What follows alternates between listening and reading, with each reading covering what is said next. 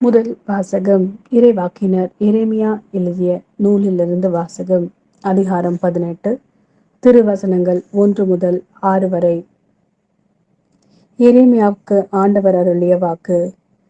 நீ எழுந்து குயவன் வீட்டிற்கு போ, அங்கு என் சொற்களை நீ கேட்க செய்வேன். எனவே நான் குயவன் வீட்டுக்கு போனேன். அங்கு அவர் சுழல்வட்டை கொண்டு வேலை செய்து கொண்டிருந்தார். குயவர் தம் கையால் செய்த மண்கலன் சரியாக அமையாத போதெல்லாம் அவர் அதை தம் விருப்பப்படி வேறொரு களமாக வடித்து கொண்டிருந்தார்.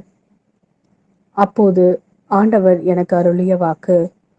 இஸ்ரேல் வீட்டாரே, இந்த குயவன் செய்வது போல் நானும் உனக்கு செய்ய முடியாதா என்கிறார் ஆண்டவர். இந்த குயவன் கையிலுள்ள களிமண்ணைப் போல இஸ்ரேல் வீட்டாரே, நீங்கள் என் கையில் இருக்கிறீர்கள். இது ஆண்டவரின் அருள்வாக்கு. இறைவா, உமக்கு நன்றி. மத்தேயு எழுதிய நற்செய்தி. அதிகாரம் 13. திருவசனங்கள் 47 முதல் 53 வரை. விண்ணரசு கடலில் வீசப்பட்டு எல்லா வகையான மீன்களையும் வாரி கொண்டு வரும் வலைக்கு ஒப்பாகும்.